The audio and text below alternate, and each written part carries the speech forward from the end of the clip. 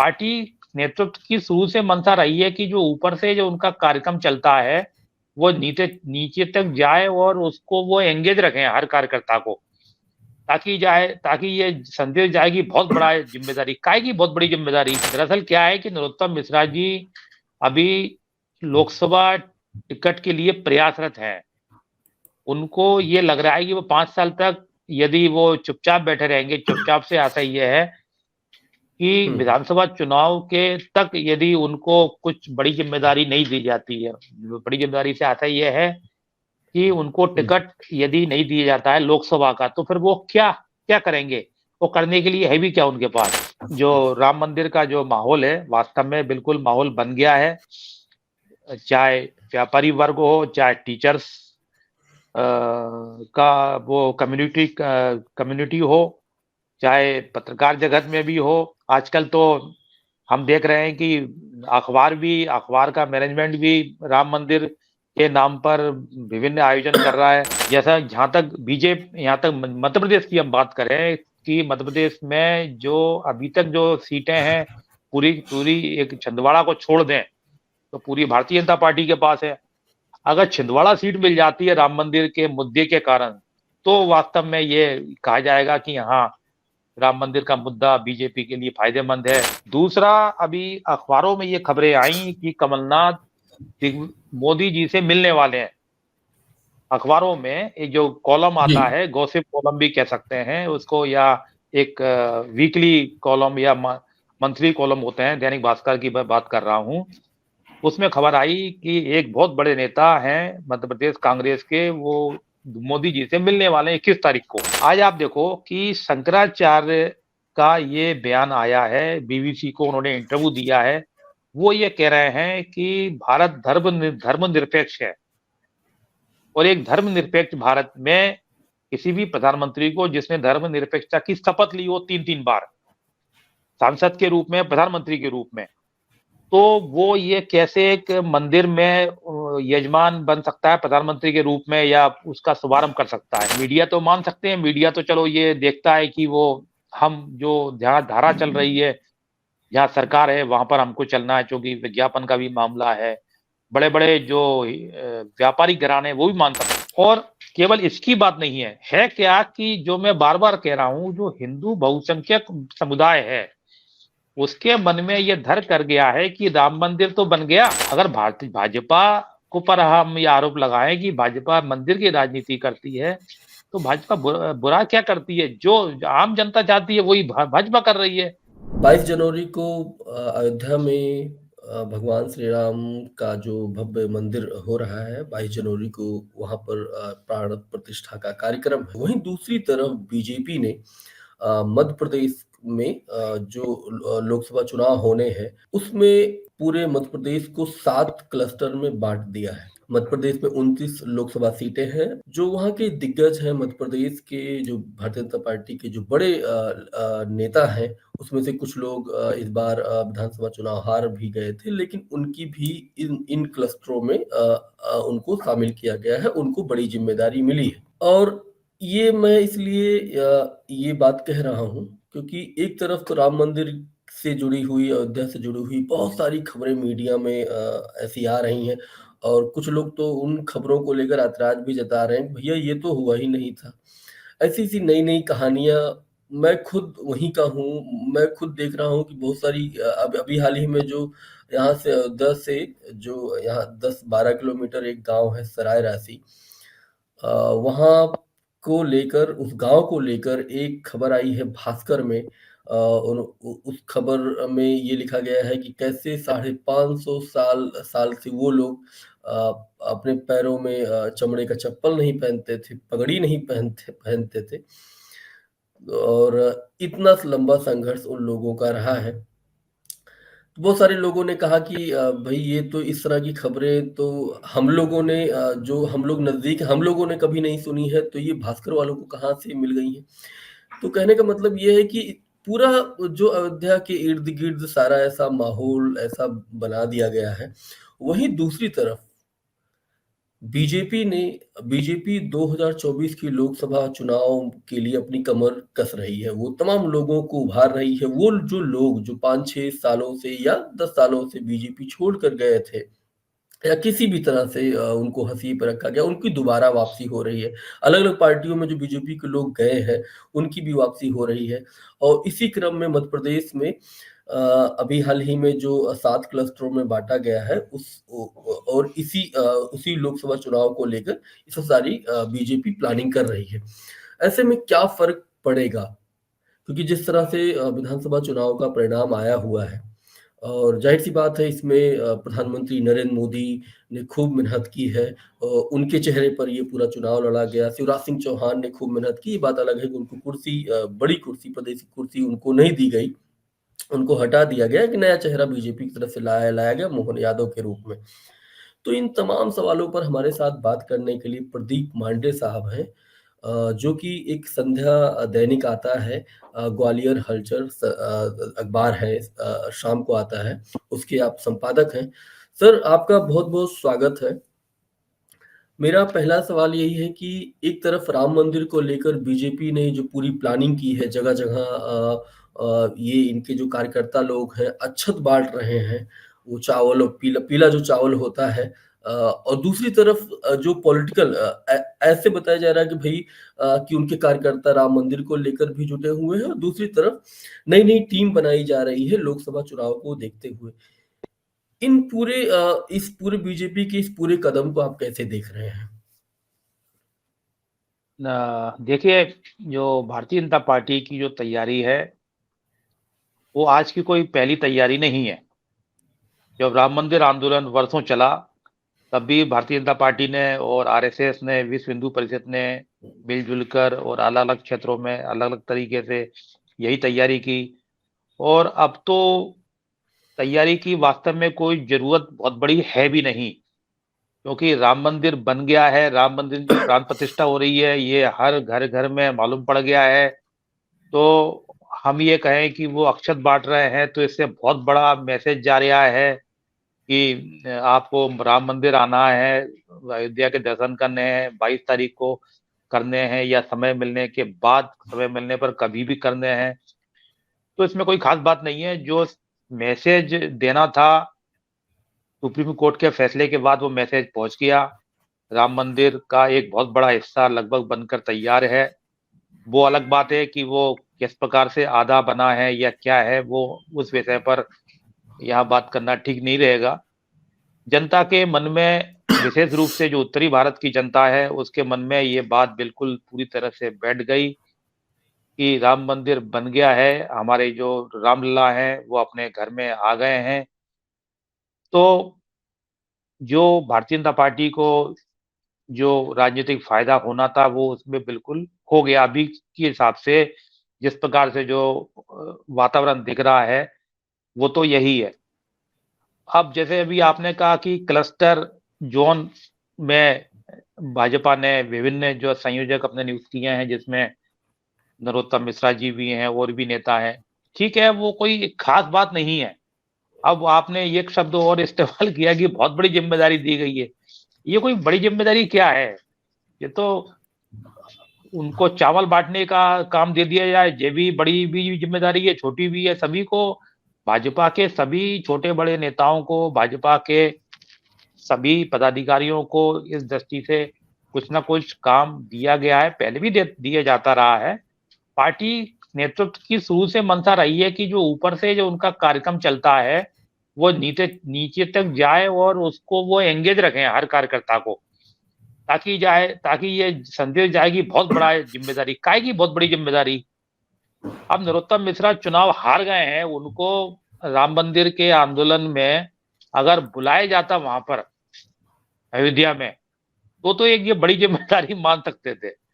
एक क्लस्टर वाले कार्यक्रम में उनको किसी एरिया का संयोजक बना दिया गया, कोई बड़ी ज़िम्मेदारी नहीं है। चुनाव समिति में उनको लिया जाता कि जो लोकसभा चुनाव के लिए जो विभिन्न कैंडिडेट तय करना है, प्रत्याशियों का चयन करना, उसमें कोई उनको समिति में दिया जाता, ये बड़ी ज़िम्मेदारी होती। छिंदवाड़ा में जहाँ पार्टी अब लगातार हारती रही है, वहाँ उनको ज़िम्मेदारी दी जाती तो लगता कि बड़ी ज़िम्मेदारी है। तो अभी तो हाँ, उनके लिए ठीक है, एक मीडिया में उनका नाम आ गया। दरअसल क्या है कि नरोत्तम मिश्रा जी अभी लोकसभा टिकट के लिए प्रयासरत हैं। उनको ये लग रहा है कि वो 5 साल तक यदि वो चुपचाप बैठे रहेंगे, चुपचाप से आता ये है कि विधानसभा चुनाव के तक यदि उनको कुछ बड़ी ज़िम्मेदारी नहीं दी जाती है, बड़ी ज़िम्मेदारी से आता ये है कि उनको टिकट यदि नहीं दिया जाता है लोकसभा का, तो फिर वो क्या क्या करेंगे? वो करने के लिए है भी क्या उनके पास? उनकी इच्छा ये है, उनकी मनसा ये है कि उन्हें ग्वालियर से या मुरैना से टिकट मिल जाए। कुछ ये भी खबरें आई थी कि वो भोपाल से भी इच्छुक हैं। लेकिन उनके लिए सबसे सहूलियत वाला जो एरिया है, संसदीय क्षेत्र है, वो है ग्वालियर। ग्वालियर इस दृष्टि से है क्योंकि ग्वालियर में 7 विधानसभा सीटें हैं, 6 विधानसभा सीटें ग्वालियर जिले में हैं, 1 विधानसभा सीट शिवपुरी जिले की करेरा है, जो ग्वालियर संसदीय सीट में आती है। तो नरोत्तम जी का जो एरिया है, जहाँ उनका प्रभाव है, वो है डबरा विधानसभा, भितरवार विधानसभा, यहाँ उनका अच्छा खासा प्रभाव है। हालाँकि डबरा में कांग्रेस लगातार जीत रही है और ये भी माना जाता है कि वो जब तक नरोत्तम जी का आशीर्वाद बीजेपी कैंडिडेट पर नहीं होगा, तो वो डबरा बीजेपी कैंडिडेट नहीं जीत सकता। इस प्रकार की चर्चाएँ भी चलती रही हैं। इसमें कितना सही है, कितना क्या है, ये विश्लेषण की बात है। तो आपने कहा कि जो राम मंदिर का जो माहौल है, वास्तव में बिल्कुल माहौल बन गया है। चाहे व्यापारी वर्ग हो, चाहे टीचर्स का वो कम्युनिटी हो, चाहे पत्रकार जगत में भी हो। आजकल तो हम देख रहे हैं कि अखबार का मैनेजमेंट भी राम मंदिर के नाम पर विभिन्न आयोजन कर रहा है। अभी हाल ही में जागरण ग्रुप के नई दुनिया ने यहाँ पर कार्यक्रम किया और एक दैनिक भास्कर ग्रुप है, वो भी राम मंदिर के नाम पर एक एक शो तो नहीं कहेंगे, एक प्रकार की प्रतियोगिता कर रहा है, ऑनलाइन प्रतियोगिता। तो वो राम मंदिर से जुड़े सवाल पूछ रहा है और जो चयनित होंगे प्रत्याशी, उनको 2 दिन 3 रात या 3 दिन 2 रातें वहाँ पर घुमाएगा अयोध्या में और फ्री रहेगा सब कुछ उनके लिए। तो ये सब है, जैसे गंगा है, गंगा में सब डुबकी लगा रहे हैं, वैसे राम की गंगा है, सब डुबकी लगा रहे हैं, अच्छी बात है। अब ये देखना है कि भाजपा को वास्तव में सीटें बढ़ती दिखाई देंगी इस राम मंदिर के माहौल से या नहीं। क्योंकि जैसा जहाँ तक यहाँ तक मध्य प्रदेश की हम बात करें कि मध्य प्रदेश में जो अभी तक जो सीटें हैं, पूरी एक छिंदवाड़ा को छोड़ दें, तो पूरी भारतीय जनता पार्टी के पास है। अगर छिंदवाड़ा सीट मिल जाती है राम मंदिर के मुद्दे के कारण, तो वास्तव में ये कहा जाएगा कि हाँ, राम मंदिर का मुद्दा बीजेपी के लिए फायदेमंद है। अगर छिंदवाड़ा को छोड़कर बाकी सीटें बीजेपी को मिल रही हैं, तो फिर वही स्थिति है 2019 में थी। एक ये बात भी है। छिंदवाड़ा की जहाँ तक मैं बताऊं आपको, एक छिंदवाड़ा वर्षों से कमलनाथ का प्रभाव वाला क्षेत्र रहा है। आपको जानकर आश्चर्य होगा, एक आलोक शर्मा है, राष्ट्रीय ये स्पोक्समैन है, कांग्रेस के प्रवक्ता, बहुत बड़े नेता है, कांग्रेस के आक्रामक नेता माने जाते हैं। उन्होंने लगभग 2 हफ्ते पहले एक यूट्यूब चैनल पर इंटरव्यू में कमलनाथ पर गंभीर आरोप लगाए और ये कहा कि कमलनाथ और बीजेपी में साठगांठ हो गई थी, इस कारण से हमें विधानसभा चुनाव मध्य प्रदेश में हारना पड़ा। ये बहुत बड़ा आरोप था, इससे बड़ा आरोप नहीं हो सकता। मतलब वो ये कह रहे हैं वीडियो के रूप में कि कमलनाथ और बीजेपी में साठगांठ हो गई थी। इससे बड़ा आरोप आप बताएं कुछ संभव है? तो इसका जितना चर्चा होनी थी नहीं हुई। उसकी वजह ये कि वो छोटा यूट्यूब चैनल था जिसमें उन्होंने इंटरव्यू दिया था। हालांकि कुछ और समाचार माध्यमों ने उसके इंटरव्यू के आधार पर इसको खबरें बनाई और मालूम पड़ा कि बाद में सज्जन सिंह वर्मा हैं, इंदौर के नेता हैं, कमलनाथ समर्थक माने जाते हैं। वो दिल्ली गए, उन्होंने जो प्रदेश प्रभारी हैं कांग्रेस के मध्य प्रदेश के, उनसे शिकायत की कि आलोक शर्मा के खिलाफ कार्रवाई की जाए। उन्होंने बेबुनियाद आरोप लगाए हैं और तो प्रदेश प्रभारी का बिल्कुल कार्रवाई करेंगे, लेकिन 15 दिन बीतने के बाद भी कमलनाथ के खिलाफ जिन आलोक शर्मा ने, जो बहुत बड़े नेता हैं, स्पोक्समैन है, राष्ट्रीय प्रवक्ता हैं कांग्रेस के, उनके खिलाफ कोई कार्रवाई नहीं हुई। दूसरा, अभी अखबारों में ये खबरें आई कि कमलनाथ मोदी जी से मिलने वाले हैं। अखबारों में ये जो कॉलम जी। आता है, गॉसिप कॉलम भी कह सकते हैं उसको, या एक वीकली कॉलम या मंथली कॉलम होते हैं, दैनिक भास्कर की मैं बात कर रहा हूँ। उसमें खबर आई कि एक बहुत बड़े नेता हैं मध्य प्रदेश कांग्रेस के, वो मोदी जी से मिलने वाले हैं 21 तारीख को। बाद में मालूम पड़ा बहुत बड़े नेता का आशय कमलनाथ से है। तो ये मालूम पड़ा कि कमलनाथ छिंदवाड़ा में अपनी किसी परियोजना की स्वीकृति के लिए मोदी जी से मिलने वाले हैं। तो ये तेजी से खबरें फैली, और इतनी तेजी से फैली कि ये लगा कि कमलनाथ कांग्रेस में जा रहे हैं, या ये लगा, ये भी मैसेज गया कि कमलनाथ अपनी पुत्र वधू या अपने पुत्र जो नकुल नाथ है, छिंदवाड़ा से कांग्रेस के सांसद हैं, उनको शामिल करना चाहते हैं कांग्रेस में, बीजेपी ताकि, में। हाँ सॉरी, बीजेपी में, ताकि हुँ। जो केंद्रीय एजेंसियां हैं उनकी जो मार पड़ती रही है विपक्षी नेताओं पर, कम से कम हमारे हमारे परिवार पर नहीं पड़े। और परिवार पर इनके परिवार पर मार पड़ भी चुकी है। इनके जो भांजे हैं कमलनाथ के, उनको 2018 में जब कमलनाथ मुख्यमंत्री बने थे, केंद्रीय एजेंसियों ने छापा मारा था, और कुछ समय तक शायद वो जेल भी रहे थे। अब हो सकता है वो जमानत पर हों। तो अब जब ये फैली बात कि कमलनाथ बीजेपी में जा रहे हैं या कमलनाथ के लोग जा रहे हैं, तो कमलनाथ के जो मीडिया सलाहकार हैं मिस्टर पीयूष बबेले, पीयूष बबेले। हुँ। बबेले ने फिर पोस्ट किया कि ये सब बेबुनियाद बातें हैं। तो कहने का आशय ये है कि या तो कमलनाथ के मन में क्या चल रहा है, इस तरह से सब ये चीजें आ रही हैं, या ये है कि बीजेपी का इस प्रकार से जो षड्यंत्र है, कहो कि वो अब वो इस प्रकार से काम कर रहा है कि कमलनाथ और कांग्रेस में आपस में ही झगड़ा हो रहा हुँ। है ना? ये भी नहीं तो पूरा तरह से मान सकते, ये भी पूरी तरह से नहीं मान सकते कि कमलनाथ के खिलाफ षड्यंत्र हो रहा हो, क्योंकि राष्ट्रीय प्रवक्ता कांग्रेस के आलोक शर्मा जी, वो अगर कमलनाथ पर 15 दिन पहले आरोप लगाते हैं, और कांग्रेस का हाईकमान अभी तक कुछ नहीं बोलता है। कांग्रेस का हाईकमान और कमलनाथ एक दूसरे के पहलू रहे हैं। हम आप और आप 70 से देख रहे हैं, 70 से 75 के आसपास से मिस्टर कमलनाथ कांग्रेस के गांधी परिवार के साथ हैं। तो अब क्या हो गया, जो कमलनाथ पर इतना बड़ा आरोप लगता है, कांग्रेस हाईकमान, गांधी परिवार चुप रहता है। हालांकि कमलनाथ भी अभी तक चुप ही हैं। तो ये बड़ी राजनीति है, कुछ भी संभव है। और पूछिए, आप क्या चाह हुँ। रहे हैं पूछना?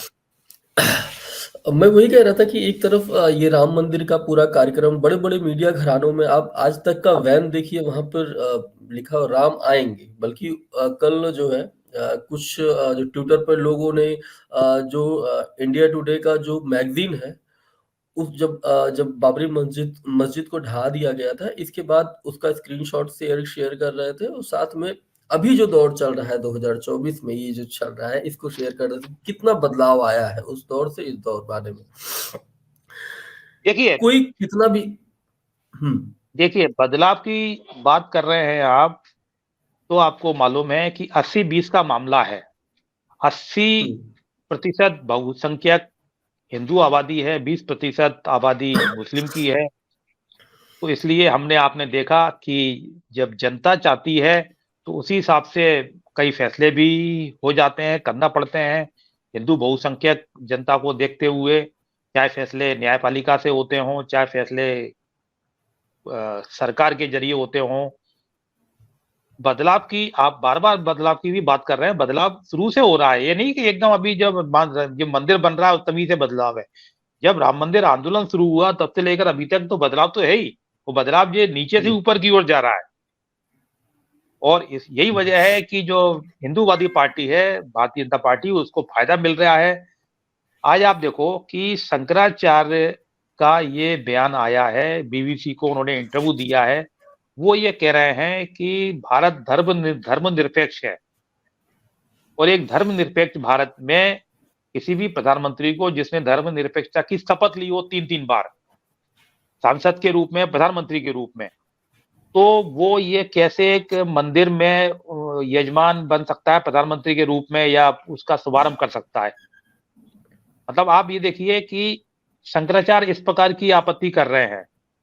वो शंकराचार्य जो हिंदू समुदाय का नेतृत्व करते हैं, 4 पीठों में से 1 पीठ।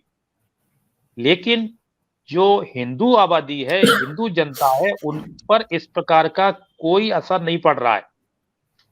उनको तो, उनके दिल में तो केवल यही धर कर रह गया है कि जिस बाबर ने 400-500 साल पहले हमारे रामलला के मंदिर को, हमारे रामलला जहाँ पैदा हुए, वहाँ जो मंदिर बना था, वहाँ जो जगह थी, उस पर मस्जिद बनाई।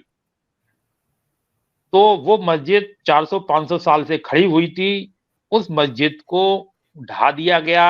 हिंदू आबादी ने, बहुसंख्यक लोगों ने, राम मंदिर के जो चलाने वाले लोग थे, बजरंग दल ने, विश्व हिंदू परिषद ने, भाजपा ने, तो उससे बड़ा कार्य कोई हो नहीं सकता। वो जो आस्था है, वो आस्था बैठी हुई है व्यापारियों में, डॉक्टरों में, अध्यापकों में। मीडिया तो मान सकते हैं, मीडिया तो चलो ये देखता है कि वो, हम जो जहाँ धारा चल रही है, जहाँ सरकार है, वहाँ पर हमको चलना है, क्योंकि विज्ञापन का भी मामला है। बड़े-बड़े जो व्यापारिक घराने हैं, वो भी मान सकते हैं। लेकिन जहाँ तक आम आबादी है, आम आबादी बिल्कुल इस राम मंदिर से पूरी तरह से आस्थावान हो गई है। उसको ये बिल्कुल फ़र्क नहीं पड़ रहा है कि शंकराचार्य क्या कह रहे हैं। हाँ, थोड़ा बहुत मान सकते हैं। ऐसा भी नहीं है कि पूरी 80% हिंदू आबादी बिल्कुल भाजपा के साथ हो गई हो। अगर ऐसा होता तो 500 सीटें हैं, 500 से ज़्यादा सीटें लोकसभा में पूरी बीजेपी को मिल जाती हो, मिल जाएँगी, ऐसा भी नहीं है। लेकिन ये बात सही है कि ज़्यादातर जो हिंदू आबादी है, वो पूरी तरह से इस समय राम मंदिर में जो कुछ चल रहा है, जो कुछ भी राममय वातावरण है, उसके साथ है। और एक ये भी है कि अभी चूँकि सत्ता है बीजेपी की, तो जब सत्ता होती है तो ज़्यादातर हवा भी उसी प्रकार से बहती है। एक ये बात भी है। लेकिन हमें ये भी नहीं भूलना चाहिए कि जो इंडिया गठबंधन बन रहा है, यदि उसमें सीटों का बँटवारा शांतिपूर्वक हो गया, तो हुँ। वास्तव में बीजेपी को दिक्कत आ सकती है। अब की बार 400 पार वो जो बात कर रहे हैं, हालाँकि पूरी तरह से तो फाइनल उन्होंने नहीं किया है, लेकिन फिर भी कहीं न कहीं उनके जो विभिन्न पदाधिकारी हैं, अब की बार 400 पार की जो बात करने लगे हैं। मुझे लगता है कि अगर जो इंडिया गठबंधन पूरी तरह से बन गया, विशेष रूप से यूपी में और पश्चिमी बंगाल में, जहाँ और प्लस पंजाब में, जहाँ दिक्कत आनी है। यदि वहाँ दिक्कत नहीं आती है, पंजाब में इंडिया गठबंधन काम करता है, वेस्ट बंगाल में काम करता है और यूपी में काम करता है। तो ये तय माना जाना चाहिए कि जो पिछले बार जो सीटें भारतीय जनता पार्टी को मिली थी, उससे कम सीटें मिलने की संभावना दिखाई देगी। जब हम पिछले कई सालों से हम लोग देख रहे हैं कि एक नए तरह का हिंदुत्व जन्म हुआ है, मतलब उसके समर्थक हुए हैं लोग। खास तौर पर ये प्रधानमंत्री नरेंद्र मोदी से जुड़े हुए हैं, मुख्यमंत्री योगी आदित्यनाथ से जुड़े हुए हैं। एक नया हिंदू डेवलप हुआ है। पुराने जो हमारी मान्यताएँ थी वो तो हैं ही, लेकिन उसमें कुछ और चीज़ें भी जुड़ी हुई हैं। आप देखिए इस चारों जो पीठ के जो उसके सर्वेसर्वा हैं, उनसे लोग इस तरह के सवाल कर रहे हैं कि आप बताइए जब कश्मीर से जब पंडित भगाए जा रहे थे, मारे जा रहे थे, तब आप क्या कर रहे थे? मतलब ऐसे सवाल जो एक कॉमन सवाल होता है कि भाई जब वो मस्जिद गिराई गई तब आपने क्या किया? आप इतने पुराने हैं। आपको लगता है कहीं न कहीं एक ये जो नया डेवलपमेंट है हिंदू सोच रखने वालों का या उससे बहुत कट्टरता है, जो भी उनके खिलाफ सवाल करे, मतलब खास तौर पर ये सवाल जो प्रधानमंत्री नरेंद्र मोदी के खिलाफ हो, मुख्यमंत्री योगी आदित्यनाथ के खिलाफ हो, तो बहुत तेज़ी के साथ वो एक्टिव हो जाते हैं। वो सोच ही नहीं पाते उनकी जड़ कहाँ है। आपको लगता है कि ये बहुत खतरनाक होगा आने वाले समय में? देखिए, कल हमने, हमारे ग्वालियर अंचल अखबार ने, एक महंत हैं यहाँ के, अन्ना महाराज मंदिर के, यहाँ हुँ, ग्वालियर में एक अन्ना महाराज मंदिर है, लगभग 200 वर्ष पुराना है।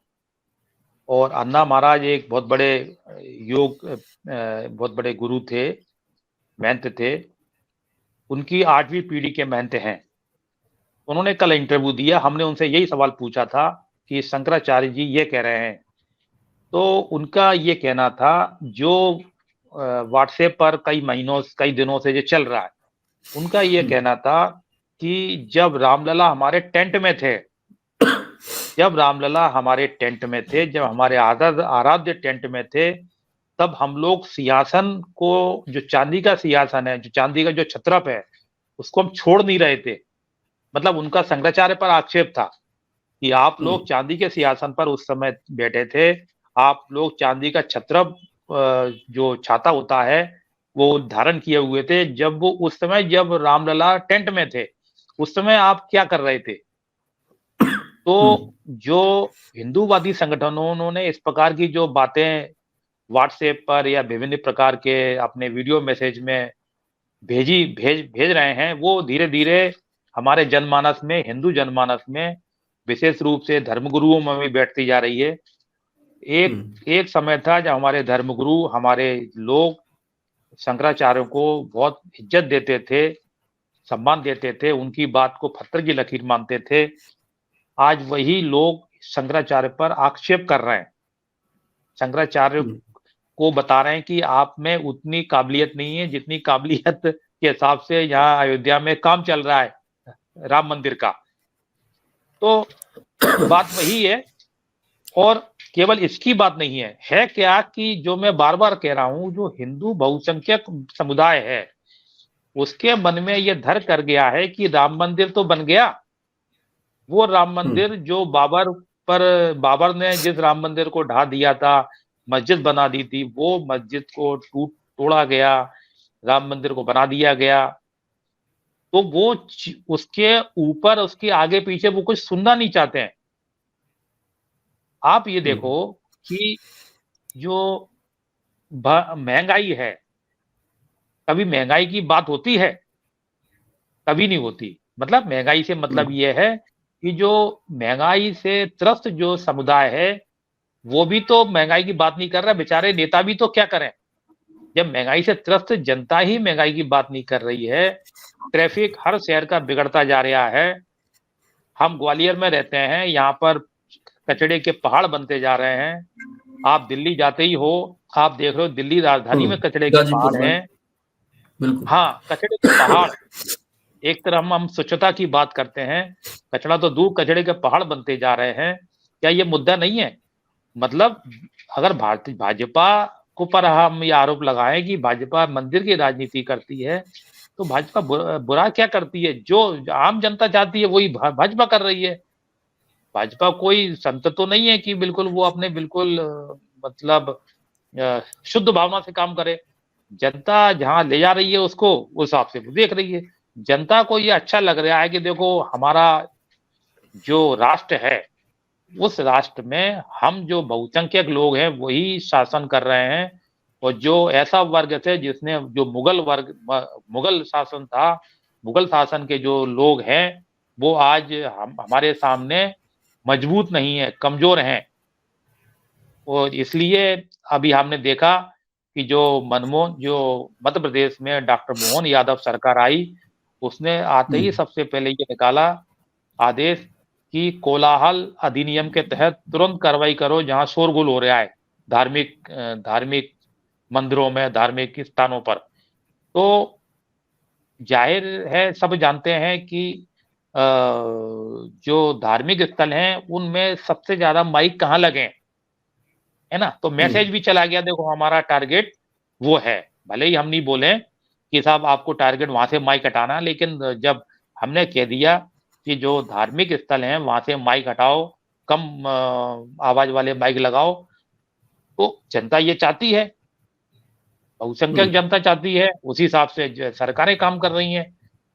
अब ये देखो आप उज्जैन में उज्जैन में जो महाकाल है, वो वहाँ करोड़ों रुपए लगाए गए, वहाँ पर उसको विकसित बनाया गया, तमाम मंदिर तोड़े गए, लेकिन किसी ने विरोध नहीं किया, क्योंकि सबको दिमाग में ये बैठा हुआ था कि नहीं साहब, मोदी सरकार या भाजपा सरकार अच्छा कर रही है, महाकाल को और विस्तार दे रही है। और आज ये स्थिति है कि महाकाल में जो आमदनी हुआ करती थी, आज वो 3 गुना आमदनी बढ़ रही है। आमदनी से मतलब वहाँ जो श्रद्धा निधि आती है, हुँ, जो वहाँ जो चौधरी आती है। हुँ, तो यही स्थिति ये अपने काशी में हुई। शंकराचार्य का ये कहना था कि काशी कॉरिडोर के नाम पर वहाँ जो एक-एक हज़ार साल पुराने मंदिर थे, मूर्तियाँ थी, उनको तोड़ा गया और हमें बड़ी पीड़ा हुँ, हुई। किसी का धड़ अलग पड़ा है, किसी का पैर अलग पड़ा है।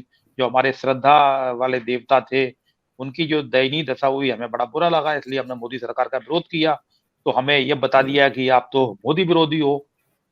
हुँ, तो बिल्कुल। जब हुँ, जनता ने ये तय कर लिया है कि मोदी सरकार जो कर रही है वो बिल्कुल सही है, उसके आगे-पीछे हमें सुनना नहीं है, तो फिर हुँ, ये स्थिति तो बनेगी, राममय माहौल बनेगा।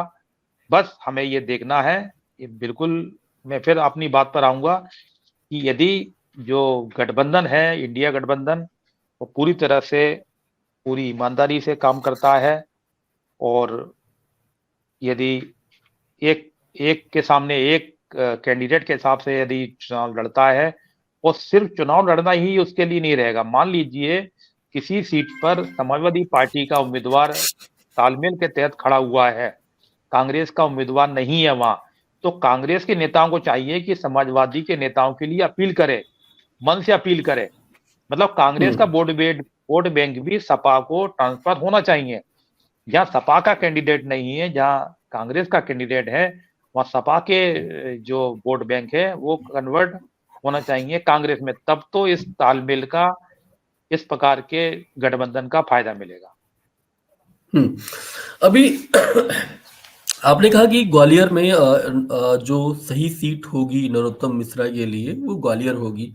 ग्वालियर में चर्चा ये भी है कि ज्योतिरादित्य सिंधिया भी शायद चुनाव लड़ेंगे और भी 1-2 नेता हैं उधर और एक बहुत बड़ा नाम था जयभान सिंह पवैया का। तो आजकल वो कहाँ है? पूरा उनकी पूरी सियासत आप देखिए तो 2 ही लाइन वो खींचते थे। पहला कि ज्योतिरादित्य सिंधिया उस वक़्त जब वो कांग्रेस में थे उनका विरोध और दूसरा हिंदुत्व की जो बात करते थे। वो बजरंग दल के भी शायद अध्यक्ष वगैरह थे, राष्ट्रीय अध्यक्ष वगैरह विनय कटियार के बाद। तो ग्वालियर को आप कैसे देख रहे हैं? ग्वालियर ही क्यों सबकी नज़र में है ऐसा? देखिए, पहले तो मैं जयभान सिंह पवैया जी के बारे में बताऊँ कि हुँ, जयभान सिंह पवैया जी एकमात्र नेता हैं ग्वालियर में, जिनको जो राम मंदिर ट्रस्ट है, उन्होंने निमंत्रण दिया है 22 तारीख का, जो प्राण प्रतिष्ठा है अयोध्या में, उसके लिए। और वो जी। शायद आज पूरे जुलूस के साथ रवाना हो रहे हैं। आज 19 तारीख है हुँ, ना? हुँ, हाँ, तो आज रवाना हो रहे हैं वो वहाँ के लिए, राम मंदिर के लिए।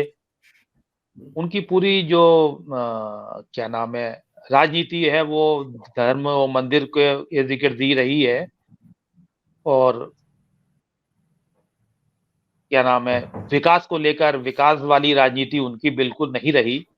यहाँ वो शिक्षा मंत्री, उच्च शिक्षा मंत्री थे, उन्होंने किसी प्रकार का कोई यहाँ अच्छा काम विश्वविद्यालयों के लिए नहीं किया हुँ, और अब चुनावी राजनीति के लिए तो वो खुद भी अपने आप को फिट नहीं पाते हैं, चुनावी राजनीति के लिए।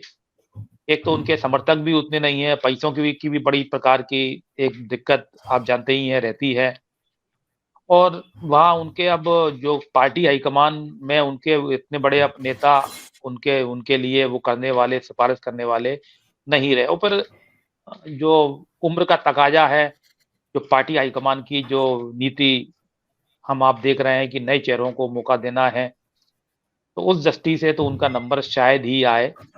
हाँ, वो हुँ, राज्यसभा में जाने के ज़रूर प्रयासरत रहते हैं हुँ, और मुझे भी नहीं लगता है कि वो अब राज्यसभा में पार्टी उनको भेजेगी, क्योंकि राज्यसभा में भी पार्टी ने अप्रत्यक्ष रूप से तय कर लिया है कि नए-नए चेहरों को मौका दिया जाएगा।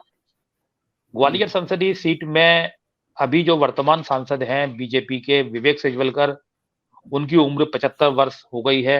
हालाँकि वो फिज़िकली फिट हैं, बिल्कुल बढ़िया उनका मॉर्निंग वॉक करते हैं, स्विमिंग करते हैं वो। लेकिन 75 वर्ष की उम्र हो गई है तो पार्टी जो लग रहा है कि नई को मौका देगी। अभी के हिसाब से पूरी जो संभावना दिख रही है वो ज्योतिरादित्य सिंधिया की दिख रही है।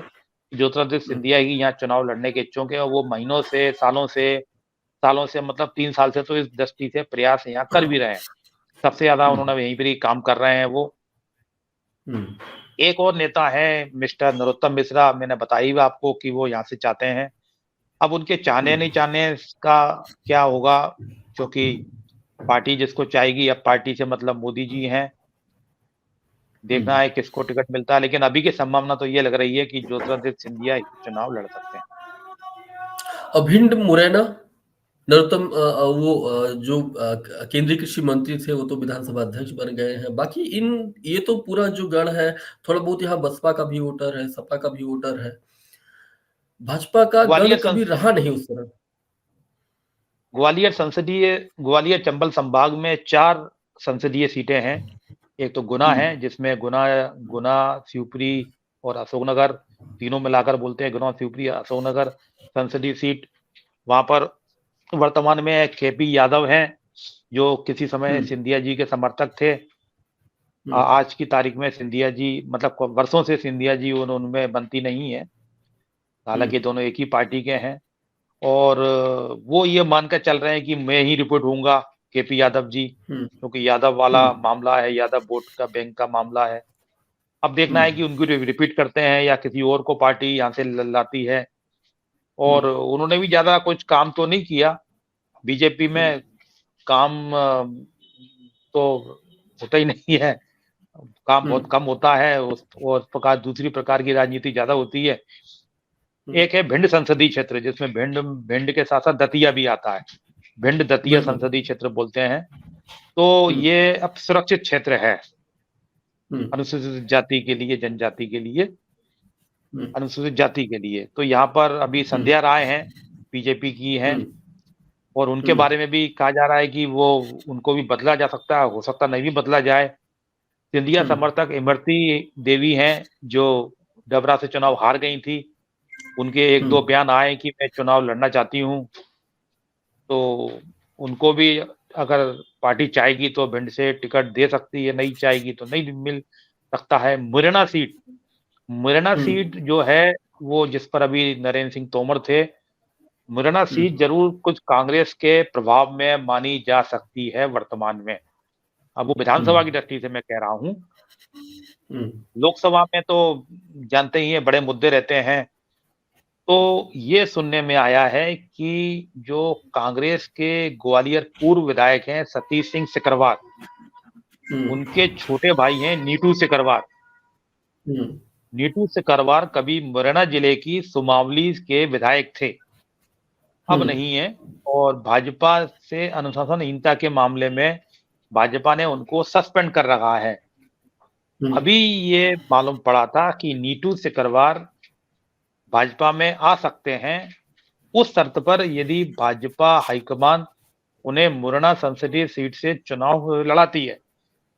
हुँ, तो अब मुझे इसमें डाउट लग रहा है कि पार्टी ऐसे को टिकट देगी जो अभी तक भाजपा में बरसों से रहा ही नहीं, पार्टी के लिए काम नहीं किया और टिकट के लिए उसको दे दिए जाए तो वहाँ जो काम कर रहे हैं बीजेपी के लिए वर्षों से, उन पर बुरा उनके मनोबल पर असर पड़ता है। वही बात जो सिंधिया जी वाली बात हुई।